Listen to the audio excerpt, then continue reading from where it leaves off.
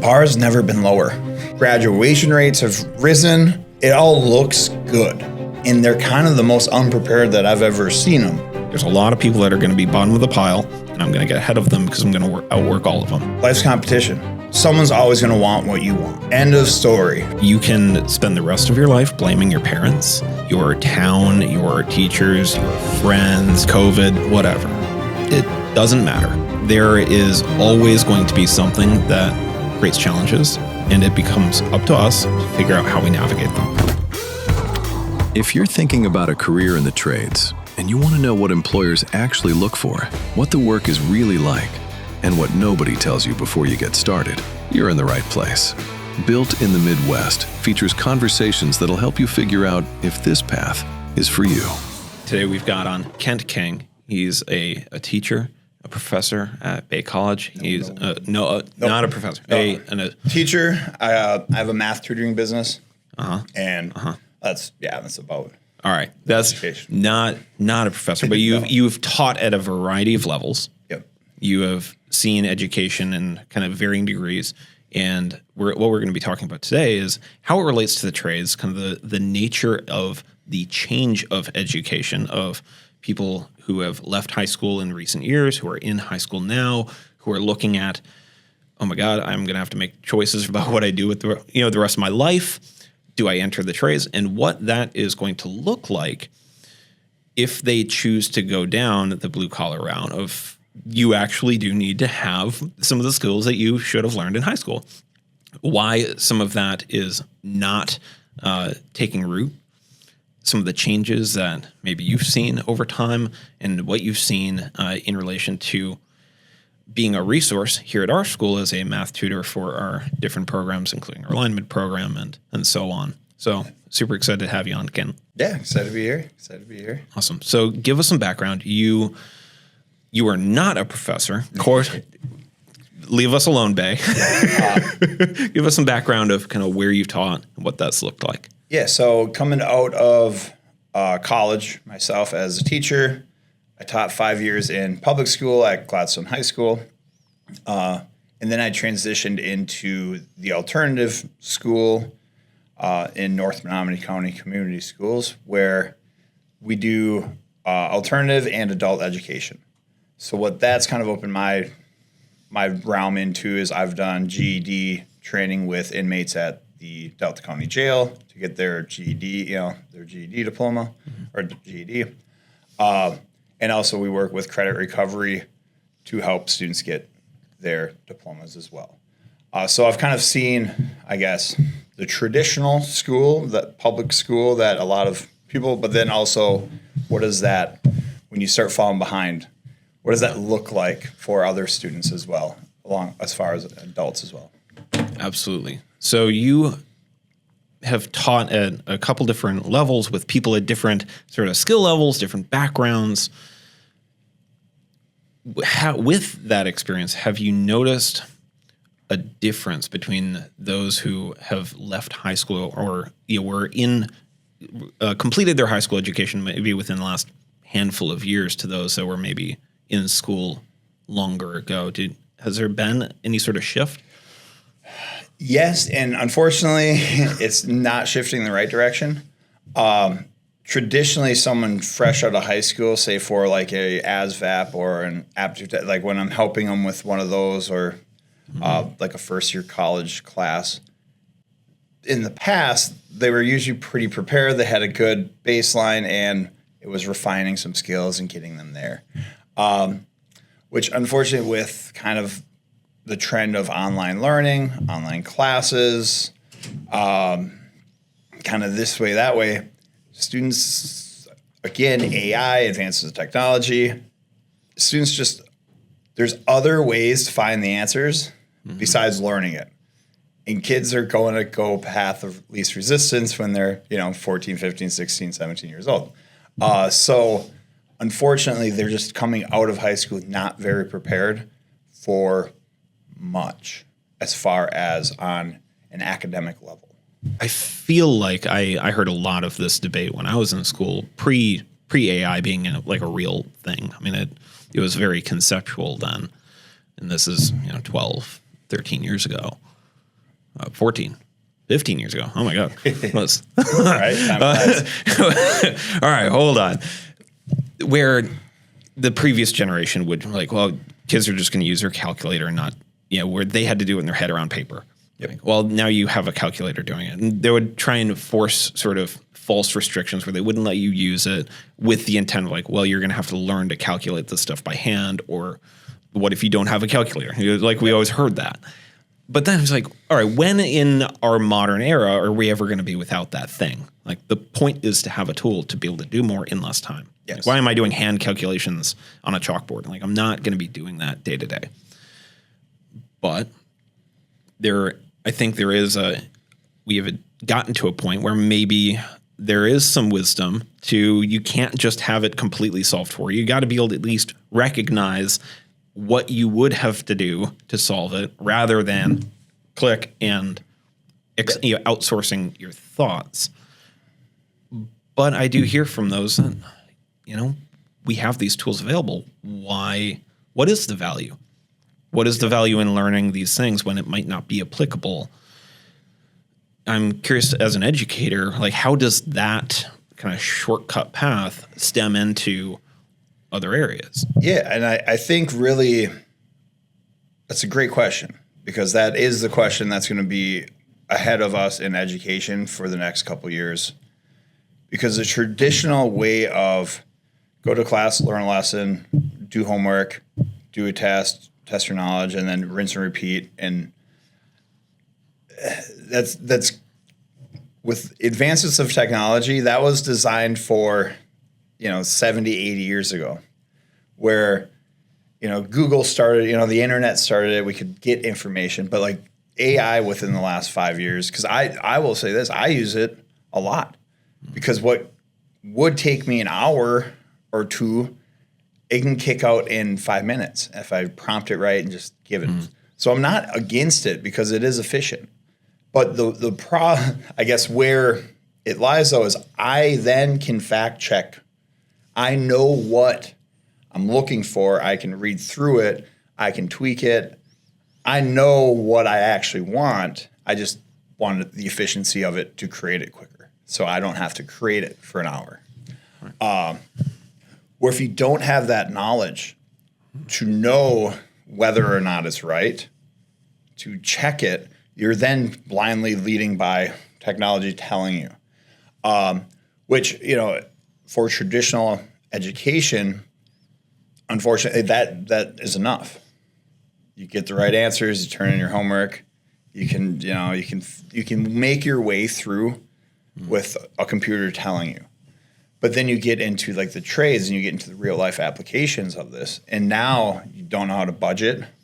You don't know how to, you talk to trades, you don't know slopes. That's, plumbing. You got to have to proper slope pitch for the drainage, roofing, construction, angles, all the things. There's a lot of math specifically in the trades in life that if you depend too much for too long on the AI to get you through, or any alternative source, you're just not going to know how to apply any of that when you get out to the real world. And that's the scary part is it can get you the piece of paper, it can get you a diploma now pretty easily, but then when you're off to the next part, it used to be the benchmark of proficiency.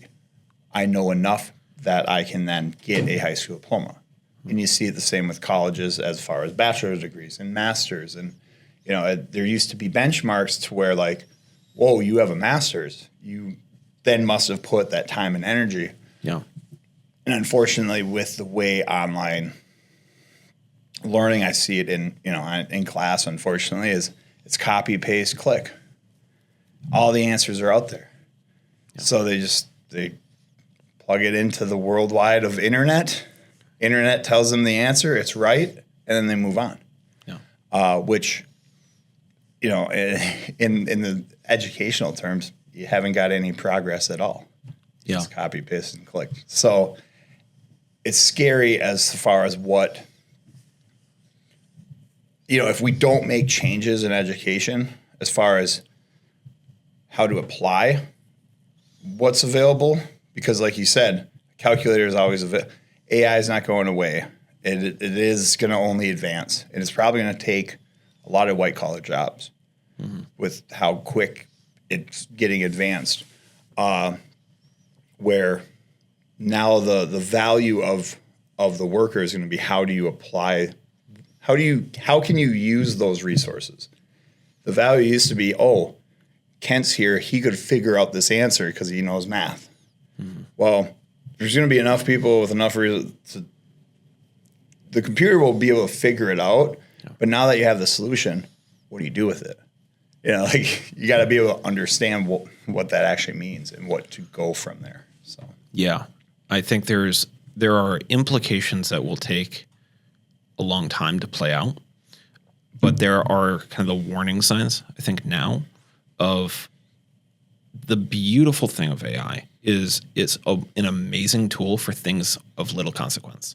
yes, In that, if it's something that you normally wouldn't be able to do, for example, I don't know anything about coding, but with AI, I can get a little scrappy and creative and think through something, and it can build me something quite quickly, and it'll be functional, it'll work.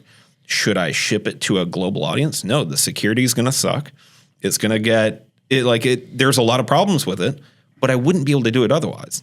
Mm-hmm.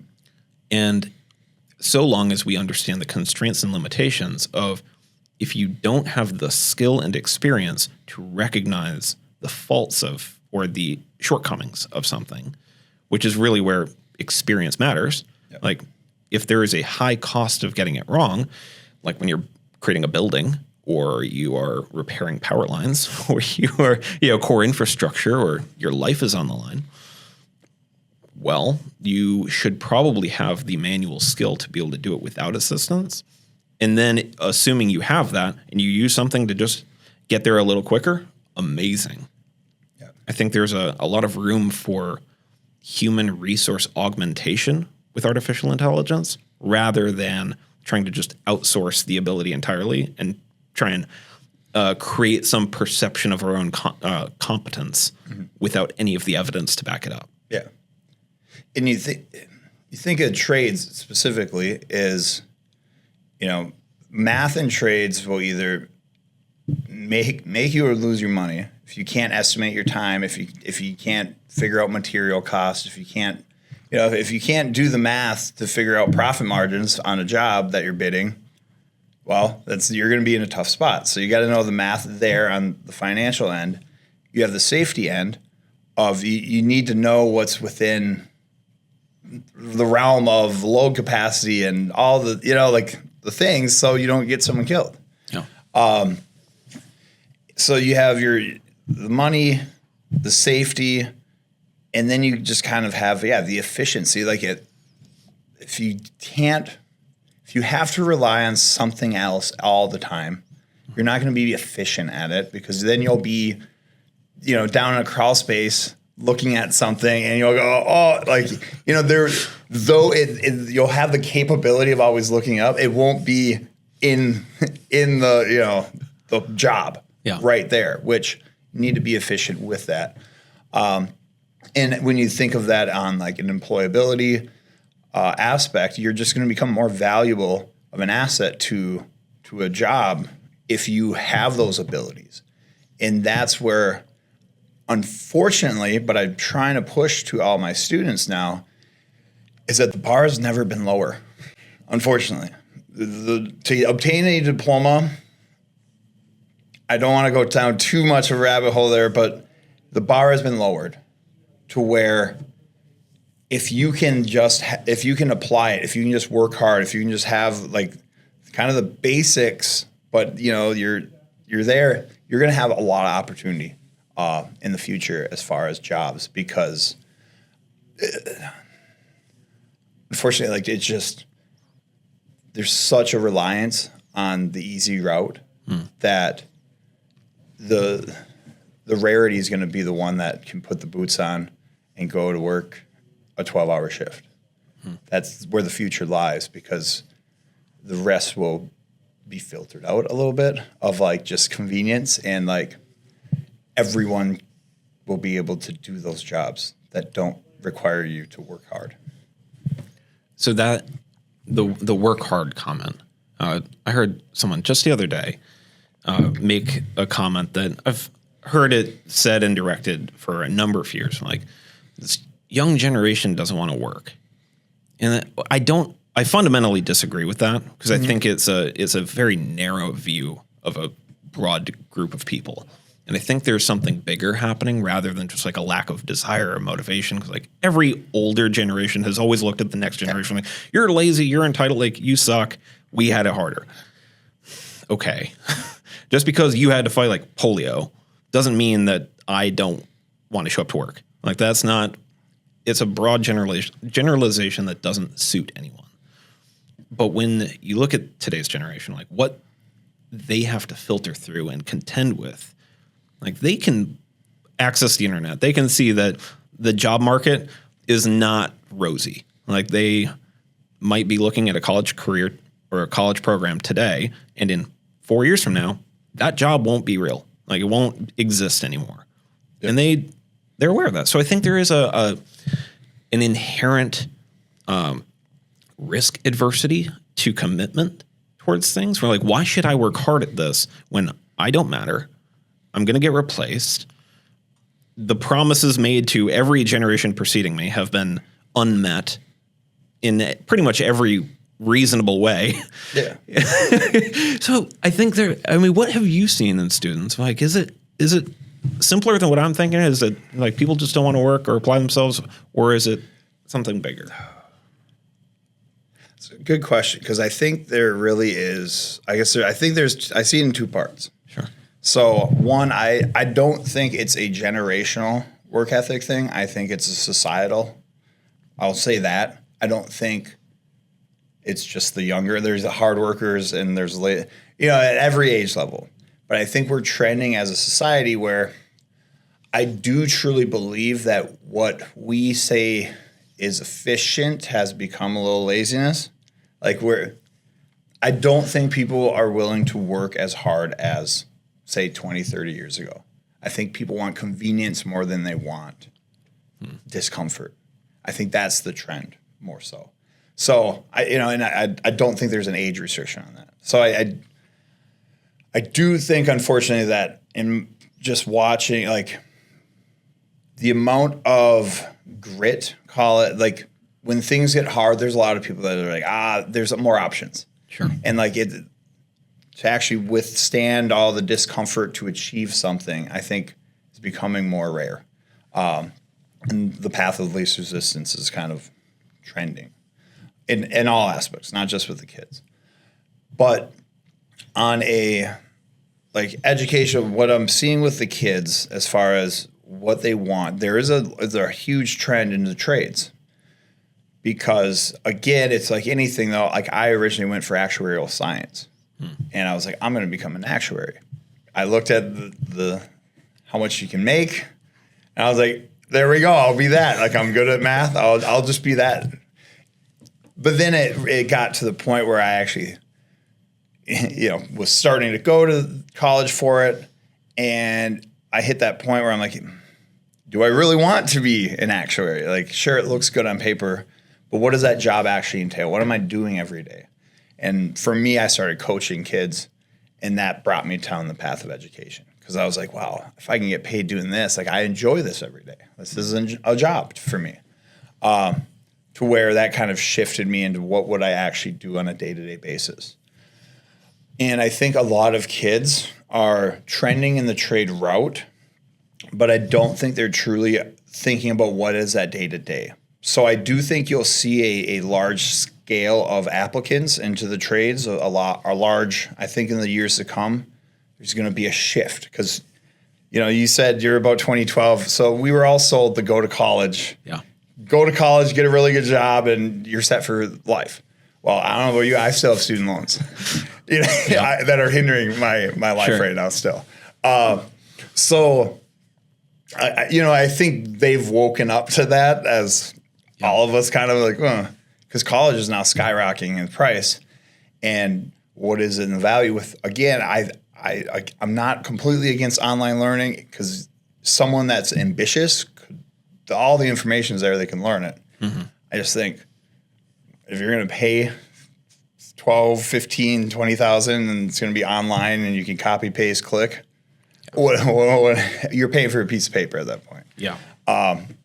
So I don't think I think kids are aware of that. They want something that they can actually see stability in the future, and trades offers that. Now, that gets to the whole other rabbit hole of like, are they then preparing necessary to excel in trades? And unfortunately, schools, the way it's structured, is really college bound. They push the college bound. The curriculum, your minimal requirements are all geared to push people towards college, which that's where traditionally I hear students say, the struggling ones, a lot of them will say like, I'm not good at math. But I really just think they haven't found a way to apply math to what they're interested in. Yeah. They're just not interested in the traditional find X for what they want. They want problems like, hey, if you had to dig a ditch and it had this much runoff and this, well, now they're interested because now it's an applied situation. Yeah. So, I think with the disinterest of how it's currently set up in the high school area specifically, there's not a whole lot of options. There is a push there too, though. There's additional funding. They're trying to get the trades and the ISDs, or they're trying to beef that up because they can see the wave coming too. So I think as it plays out in the future, but unfortunately, like they're still gonna then have to revamp what those standards look like for a diploma, because why not then start a mini apprenticeship at age 16 if you're already interested in that? Right. Why take Spanish for 2 years? Sure. Kind of thing. Yeah. The lack of application, I think, gets a lot of people because this is what I experienced in high school. Like, all right, I have to take geometry. Why? What am I going to do with this? Like, well, you have to know it. Why? Because the state says so. Yep. Okay. And then you muddle through it and you try to absorb theory with nothing to grasp onto. It's just purely conceptual. The whole time you're like, this is a waste of time. So you're already not motivated to get it. You're like, I just need to do okay in this class. That's what I'm shooting for. Is like, if I can B- this, like I'm good. And then you reach the end of that education period and you then step into something like, as you mentioned, like you step into maybe a entry-level college course, or you step into a trades program and you're like, I do actually need to know that stuff, and it's gone. Like there's nothing to refresh. There's a little graveyard in my mind where it went to die immediately after I tested it. Yep. So how do we kind of fix that? And from what you've seen with students of, helping our lineman students, and, what are the things that if you could give them kind of a glimpse or like bring them back to sophomore or junior year, like, hey, pay attention. Like this stuff matters. It's tough, right? Like, because when you're living it as a high school kid, you don't see the application. Like you don't know what you don't know. Yeah. So you don't know that you will be needing this. The amount of times I hear, I wish I would have paid attention in high school is phenomenal, because they're like, wow, I'm so behind now on where I should be. And I didn't have to be. I could have at least applied myself. Besides, like you said, I think a lot of people are just kind of show up. They survive what they need to survive. They get through what they need to get through, and then they go through the motions. As far as with, like, for example, the electrical line school, and even my math tutor, like with tutoring high school students, and it all starts going back to the foundation. Because what happens is you have gaps. You have gaps in your foundational skills that if those are not solid, it's like building a house. Like when I hear a 60% on a test, that's telling me that you don't know 40% of the content you should know. And now you do that on a yearly level where you stack up a couple of years where you're like, I passed, I got a 60. I'm like, you missed 40% of the content. You missed 40% of the, eventually those gaps become so big that if you try to build on your foundation, which that's where, you start to apply it with trades or entry-level college, it collapses on you. And then you're like, I don't know what I'm doing. So you got to go back to the foundations. And I've helped college students, I've helped high school students, we always start with like adding, subtracting negative numbers. What's -2 minus 4? And they're like, this is so easy. And I'm like, all right, let's do a few of these. And then they get it wrong. And I'm like, yeah. So like, because I've seen it just at every level. If they don't know their negatives, they make simple mistakes right at the end. So we go back there. So it's knowing kind of where to go back and on the level of what a current a current student right now, for them to understand that like you don't need 100%. I'm not saying you need 100, but if you are surviving and you're using additional resources to get through without actually looking and trying and applying it, I think there's a big misconception of you need to learn this because, like I'll tell my students, I don't know if you'll need to actually know this or not, but what you really need to learn is how to challenge your brain. And you need to learn how to challenge yourself and recall past knowledge. Like we're in the skill of learning, and like that's what I really want them to do. So when a problem does arise, they know how to problem solve.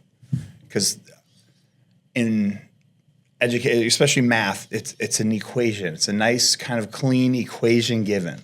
Yeah.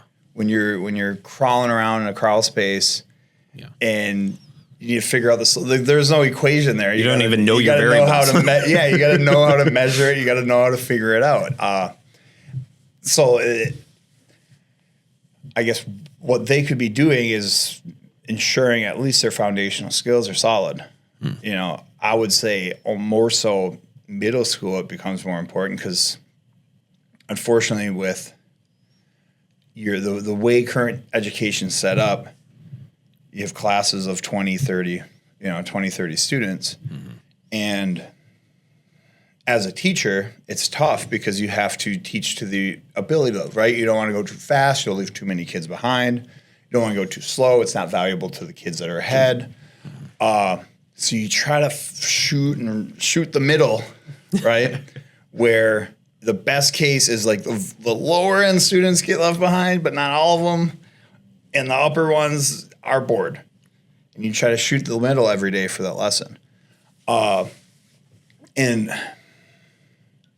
it's a tough situation because the class sizes are so big that if they are the one that is very far behind and getting left behind and they haven't known really what's happening for the last couple of years, like that's where it is. The opportunity does lie. YouTube's got everything.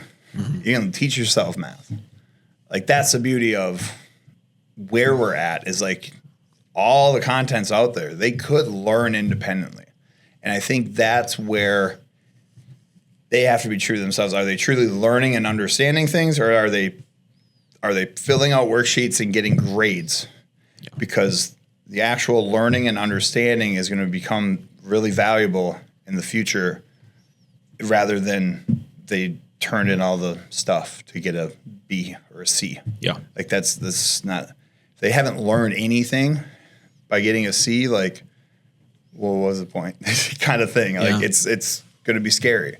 I guess the last thing to that, like I saw that with my students, like they're all just turning in homework, but then I give them like a little mini assessment and they were failing it. I was like, how are you doing the homework? Like, let's be real, guys, because I can talk real to like my alternative students. I was like, guys, really what's going on? I was like, are you guys just, copying on the homework? And then when you're actually there without your phone like this, like you haven't learned anything. And they're like, so now the way I run my math classes is like, they don't get points for doing homework. I don't quiz or test them in a traditional sense, what I do is I'll do a lesson. We have practice where they can ask me questions so they can learn and understand. And then at the end I go, all right, walk me through this one. Because that's the true, they can explain to me why and how they're solving the problem. I then know where they understand it, where their understanding's at. 100%. So that's a benefit where I'm at the alternative schools. We have small class size. I can do that within my realm. You put me back in the public school where I had 26 kids in a math class. I can't do that every day. Yeah. And that's where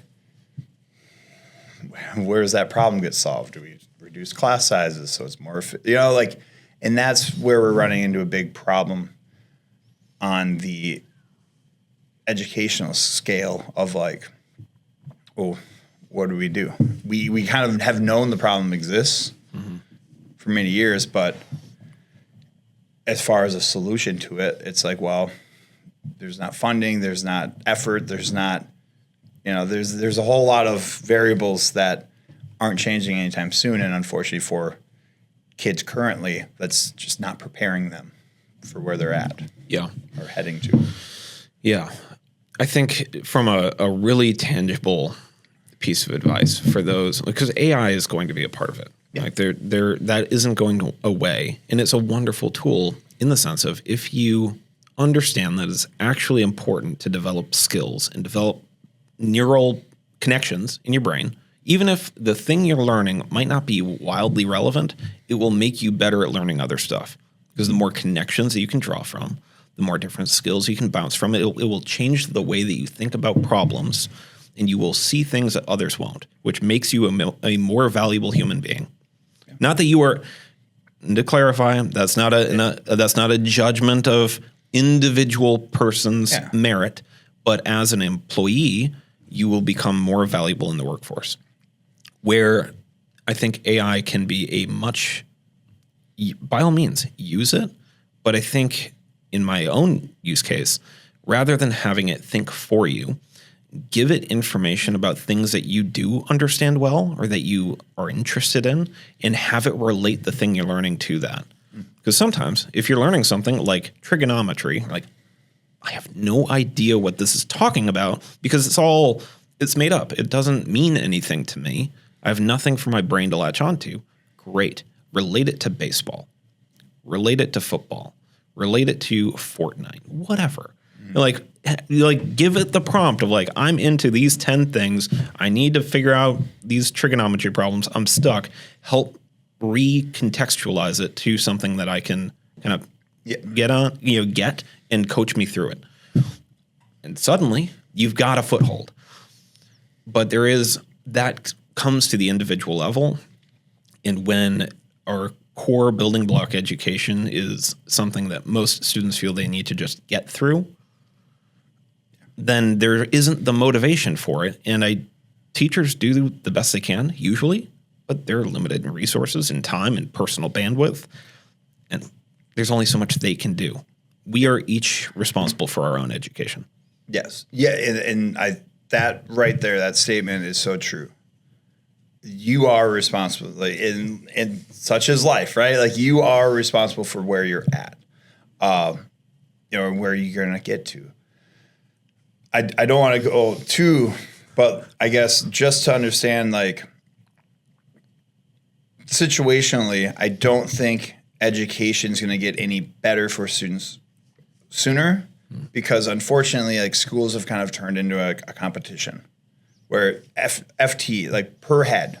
Sure. So that's how schools receive funding. Mm-hmm. Well, what we're running into is Michigan became a school of choice, meaning before it was geographical, you had the students within your geography, and that was your enrollment. Mm-hmm. Where now a school of choice, it's opened up a realm of competition, of business in a sense, where the idea behind it was very solid. It was kind of meant to get those robotics programs and, for schools to offer more to attract the students to come to them, being really good. But in the end, a parent wants what from their child? Well, they want a diploma.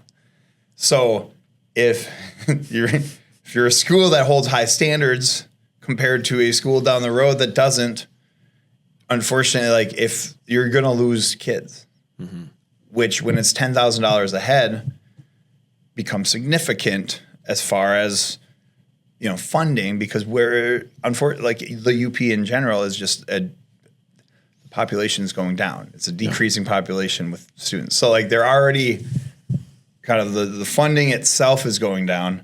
Now it's become this foothold on, well, from the students that we are, who can get who.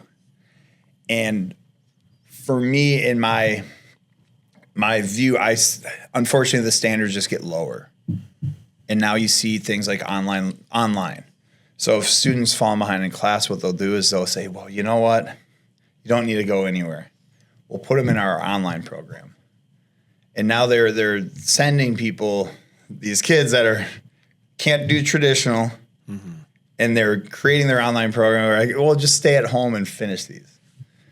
Right. And you kind of see it. I don't want to throw any like specifics, but like especially all online schools, on the adult education side of it, we see these 18, 19 that have been in these online schools for many years, and they have three high school credits to their name. And it's like, well, your route's to go GED now. Like, you're so far behind, like, it's going to take you a while. And on the, I guess, outside looking in, graduation rates have risen. It all looks good.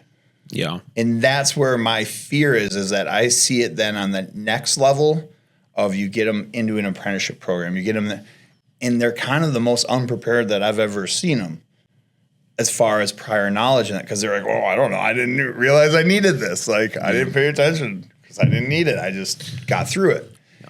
And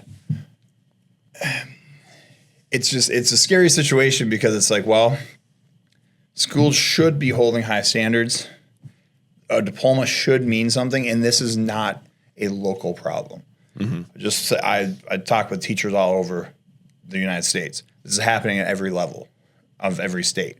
Because funding is getting tighter on education, and no one wants to be the school that fails kids.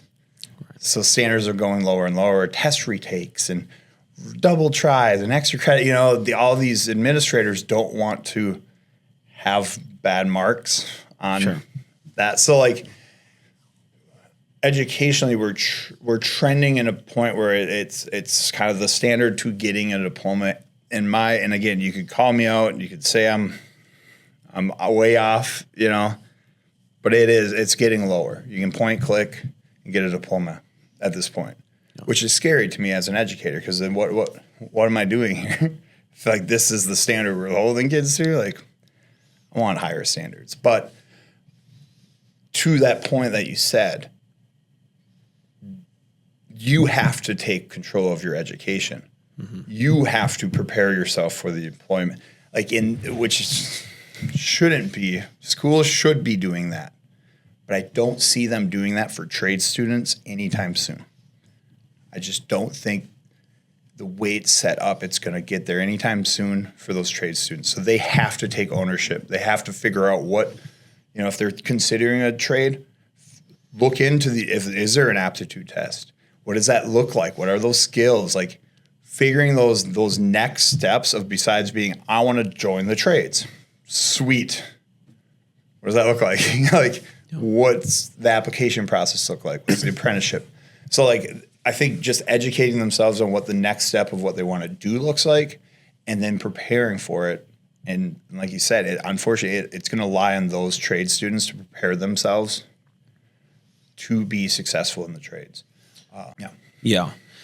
And I mean, let's just be direct here, because I think there are probably a lot of kids and young adults that have not had someone tell them to their face that it is up to you. You can spend the rest of your life blaming your parents, your town, your teachers, your friends, the internet, COVID, whatever. It doesn't matter. There is always going to be something that creates challenges, and it becomes up to us to figure out how we navigate them. And if you expect to have underperformed in high school, to then come into a trade program and coast through it, and then expect to earn top dollar in a trade because, well, hands-on, it's easy. No, it isn't. And if you bring the attitude that you're not going to apply yourself to be exceptional, in that you study and you work extra and you distance yourself from everyone else who's unwilling to put in the extra, then how can you possibly expect to earn or obtain something that is exceptional? Yeah. I have life talks, life facts with kids. And I'll have a life talk. Life's competition. Someone's always going to want what you want. End of story. Someone, if it's a good job, there are multiple people that are going to want what you want. And like you were kind of saying, you can blame the world if you don't get it. You can sit, I call them corner criers. Go sit in a corner and cry about it. But understand, life's going to move on. Unfortunately, like, I love you and I'm pulling for you. And I tell the kids, like, I'm pulling for you, but like, you have to take some ownership because you're 18 years old preparing. You're about to leave in 3 months from now. I don't know, man. Like, we're at the point where this has to be a you problem. You can't blame anyone else. You can't blame your circumstances. You can't blame your life for what it doesn't have, does have. You know, it falls on you. And the cold, hard truth is, yeah, life's competition. People want what you want. And the only way that you are going to increase the odds that you obtain that is by consistently outworking in preparation of the opportunity, where a lot of people will wait to prepare until after the opportunity is there. Where if you prepare before the opportunity opens up, that's where you get it. And that's what people don't understand is like, because again, the ones that will sit in a corner and cry about it, there might be an opportunity that I want. It might not happen for 5 years, but if I prepare for it now, and then when it opens up, I'm ready. I'm right there. Compared to someone's like, oh, wow, this job's open. Well, if you haven't been preparing for it, chances are someone's going to, take it. So I do think that it's not something that's nice, but it's something that kids need to hear, is that when I talk to the kids, I kind of tell them, like, you have to understand this is your last time. You're going to actually have people in your corner trying to push you forward, trying to motivate you forward into doing something. After that, it's like your mom. And then that's it. Right. This is the last time people are actually trying to push you forward. And then after that, if you want to sit on the couch, I don't care. Less competition for what I want. Yeah. And the kids kind of look at me like, nah, you guys are young bucks you're going to try to take what I want eventually. Like, you're coming up behind me. I'm not that old yet. Fine, go sit on the couch. At that point, I'm pulling for them. Yep. But at the same time, they have to understand that right after high school, after that support system's done, it's going to be their mom, their dad, maybe a couple people. No one's really going to care if they sit there and do nothing, because they have their own lives that they're caring about. They have their own families that they're developing. They have their own problems. Yeah. And as much energy as I want to pour into all of them, if they don't have any sort of ambition to pour in a little bit for themselves, I can't fill their cup. Yeah. I can't fill the cup for them, especially going on into life. Like, they have to find that sense of work ethic, call it. I don't know. Just drive. They have purpose. They have to find that within themselves to push them forward. And unfortunately, the thought of, I had one student tell me, what was it, like a week or two ago, and because he was talking about joining, what was it? I don't think it was lineman, but let's just say it was lineman. It was, I forget what trade, but he's like, yeah, I want to be a lineman. I was awesome. I think that's going to be a great, career. Understand, like, there's going to be competitive field. Like, there's a lot of people applying. Like, I see that every day, kind of thing. And a day later, he goes, well, do you think I should maybe try to pick something else? Because, you said that there's going to be a lot of people. I was like, no. I was like, you should be more focused on how do you become the cream of the crop? How do you become the top? Yeah. Don't look for the easy route. And that's where my fear is that we're getting so conditioned to just find the easy route, where you gotta put the bootstraps on and just go. You got to work for anything worth of value is worth, you have to work for. Yeah. If it's, this is more of the coach me, because I coach football and track and that. But like I always would tell students in the weight room, I was like, if it's easy, if it comes easy, it's not worth it. Yeah. Like whatever it is in life, if it can be obtained easily, it is not going to be something of substance. It's not going to be worth it in your life. And that's where my hope for all these kids is to find their purpose, is to find what has that substance. And then don't worry whether it's easy, it's hard, it's whatever, it's competitive, it's not. If that's what drives them, if that's what wakes them up, if that's what they know they want to do, then just work on obtaining and building the skills to get in a position to get that opportunity when it comes. And the beauty of it, flip side, is you got YouTube videos about pretty much everything. You got, like you said, you got AI that can relate it and help you actually learn it. If your intentions to actually understand it, this has never been a better time to learn by yourself. Mm-hmm. You don't have to go to the library and Dewey Decimal System to find the right book to go and then read through the book. We're way beyond that, which is great. But now it's just the world. There's so much opportunity for these students. I just think the it's never pointed in the right direction. They don't see kind of the opportunity that actually they truly have. There is kind of a phenomenon at play, I think, are you familiar with the Dunning-Kruger effect? Like on one scale is like your awareness of a thing, and then the perceived difficulty of it.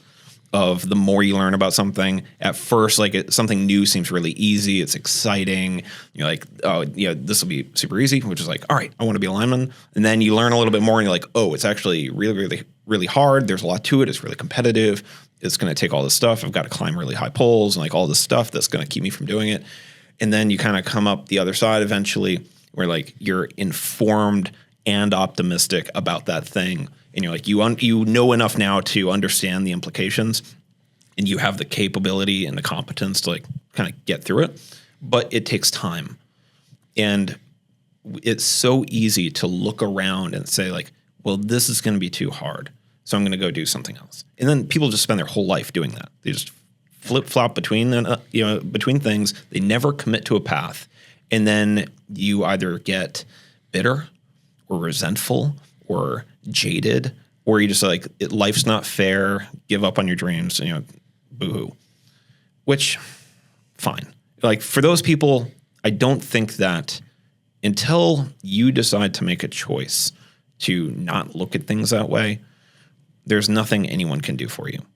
Because life isn't as things are. Life is as we are. Life is a reflection of how you interact with it. So if you want to be negative and look for all the reasons why you can't do something, by all means, you will find plenty of them. But if you look for reasons why, is competitive, amazing.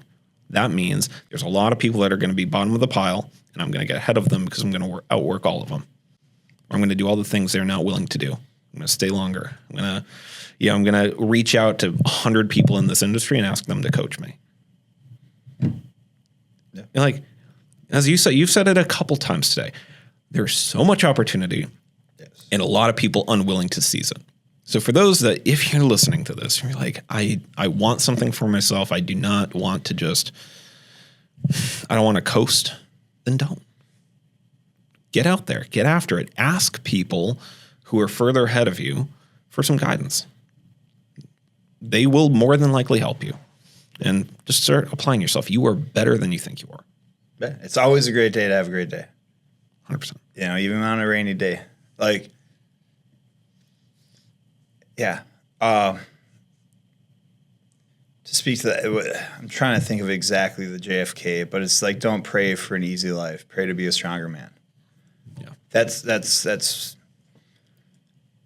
what you want out of life. Like when I always have that deathbed thought. When I look back, when I'm on my deathbed and I look back over my life, like, do I want to watch Netflix? Like, wow, I watched those 17 seasons of Netflix. Like, I don't want that. I want to push myself. I want to challenge myself. I want to see what my capabilities truly are. What will break me? And I know I might sound a little off. I played college football, but I love the winter conditioning. I loved it. We would start our day doing up downs. No one knew how many. Yeah. We didn't even stretch yet. We would just all line up and whistle up down, whistle up down. And for me, it was fun because I could watch, and you could tell there was certain numbers that people had in their head, and there was a breaking point. And they'd hit it, and so and so, like, they thought 80 was when we were done. Yeah. Because then at 81, they go from being able to do it to 81. Now they're like barely getting up there. It's like they thought 80 was the number. Like, I'm like, what is my breaking point? Like, well, I don't know how many. And I think if you're listening, I'm telling you, that was the most enjoyable part of I loved it because I was challenging myself. I was pushing myself. And if you don't feel that, even if you're not fresh out of high school and you're kind of stuck in a job that you may think is going to be obsolete in 3-4 years.